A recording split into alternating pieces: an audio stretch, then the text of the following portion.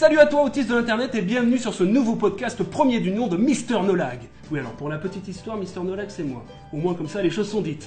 Pour ce premier podcast j'ai décidé de vous parler des Darwin Awards. Alors les Darwin Awards qu'est-ce que c'est? C'est une récompense quelque peu sarcastique, il faut bien le reconnaître, décernée à des personnes plutôt décédées suite à un comportement complètement con, voire carrément stupide. Et ils sont remerciés, et là je cite notre ami Wikipédia, d'avoir contribué à l'amélioration globale du patrimoine humain. Oui, ces gens-là font partie du patrimoine de l'UNESCO. Oui. Foutage de gueule? Oui, un petit peu. En gros, si tu te trouves un petit peu con parce que parfois il arrive que tu fasses des choses complètement stupides, sache qu'il y a toujours plus con que toi. Regarde ce podcast et tu seras totalement rassuré. Oui, alors je parle pour les morts qui arrivent et pas pour moi, espèce d'enculé. Je t'ai vu venir, fais pas le malin, tu vas crever.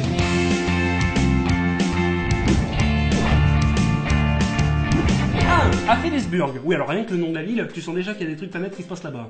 Ah bah Phillipsburg, ça sonne pas à l'hymne à la vie, hein, ça sonne plutôt viens on va se la coller avant de se suicider en gros. Hein. Et pourtant c'est pas du tout une ville qui se situe en Allemagne, en Pologne ou même en Europe de l'Est. Hein. Non, c'est une ville qui se situe sur la petite île de Saint-Martin dans les Antilles. Oui, et alors pour la petite anecdote, c'est une ville qui a été fondée par John Philip, un néerlandais. Enfin un néerlandais. Un capitaine écossais de la marine des Pays-Bas qui s'est installé à Saint-Martin dans les Antilles. Oui, c'est possible. Mec chelou, hein, John Philip, Phillipsburg, le mec a donné son nom à la ville. Tu vois un peu le melon du type déjà. Bref, là n'est pas l'histoire, mais déjà ça situe un peu l'histoire du mec. Le mec, il habite à Phillipsburg, il part avec un sacré handicap. Eh ben dis-toi que là-bas, le mec, il s'est étouffé mortellement en avalant un soutien-gorge d'une stripteaseuse qu'il essayait de retirer avec ses dents. Ça, c'est un soutien-gorge!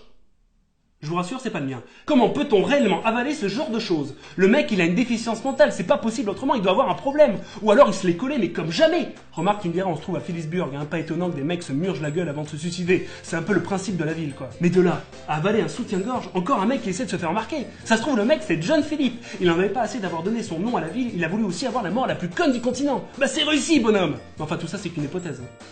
Mais ça serait super cool quand même. 2. Un employé dans une laiterie a entendu dire que les flatulences bovines étaient en grande partie composées de méthane, et donc potentiellement explosives. C'est pas moi qui le dis, c'est France 2. Or, le paix de vache, composé de méthane, est l'un des gaz à effet de serre le plus nocif.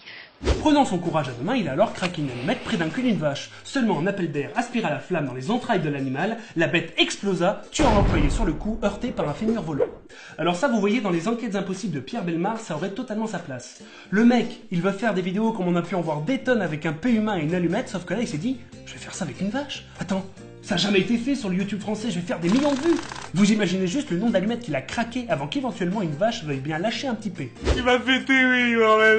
Il avait de la conviction, le gars, il en voulait. Tout ça pour finir décalqué par un fémur volant. Tout ça pour la science. Remarque, à l'enterrement, ça devait être sympa. Robert est parti trop tôt. Mort en essayant de comprendre comment fonctionnait le cul des vaches, il en aura malheureusement subi les conséquences. Un triste jour pour la famille du défunt et pour la vache qui n'avait rien demandé à personne. 3. Un notaire de 39 ans nommé Gary Hoy est tombé d'un 24e étage d'un immeuble en démontrant la solidité des vitres à de futurs acheteurs. Son coup d'épaule brisa la vitre et il passa à travers. Alors là, niveau stupidité, je pense qu'on atteint le nirvana et c'est pas Doc Gynéco qui dira le contraire. Il existe toujours ce type? Le mec, il était sûr de son coup, il a pas peur de faire transpirer sa chemise. Mais même en étant le mec le plus à fond sur son taf, comment on arrive à penser à pouvoir foncer dans la vitre? Voilà, là on a affaire à du solide, attention, hein, c'est pas du Ikea ou de la camelote chinoise, non, double vitrage à isolation renforcée par une épaisseur de lame de gaz, je peux vous le certifier, vous avez affaire à la Rolls de la fenêtre, et d'ailleurs, pour vous le prouver, je vais foncer dans la vitre. Hein. Ah non, vous êtes pas obligé, hein, je vous crois sur parole. Hein. Attention, je connais mon travail. Hein. Et... Oh Monsieur? Bon ok, je vais le prendre. Gary est parti trop tôt. Mort en testant la solidité d'une fenêtre à double vitrage à isolation renforcée par une épaisseur de lame de gaz. Certains diront qu'il s'est suicidé. D'autres diront tout simplement qu'il était très con.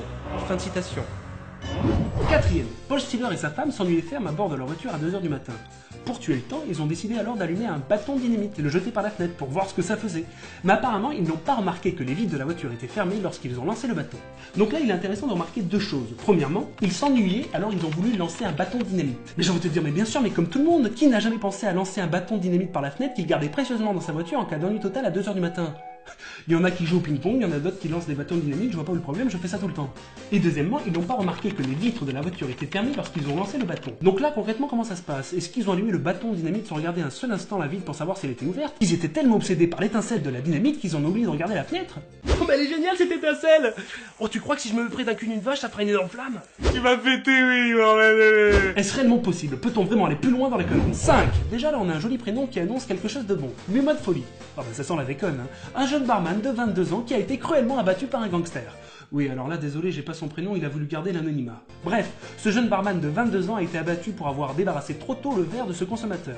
Le gangster en était tellement irrité qu'il obligea le barman à boire 27 litres de Coca-Cola cul sec, ce qui lui fut évidemment fatal. Vous voyez un petit peu la pression de malade. Je veux dire, à un moment donné, le gangster, il aurait pu le tuer de plein de manières différentes. Mais au lieu de ça, le mec lui a dit...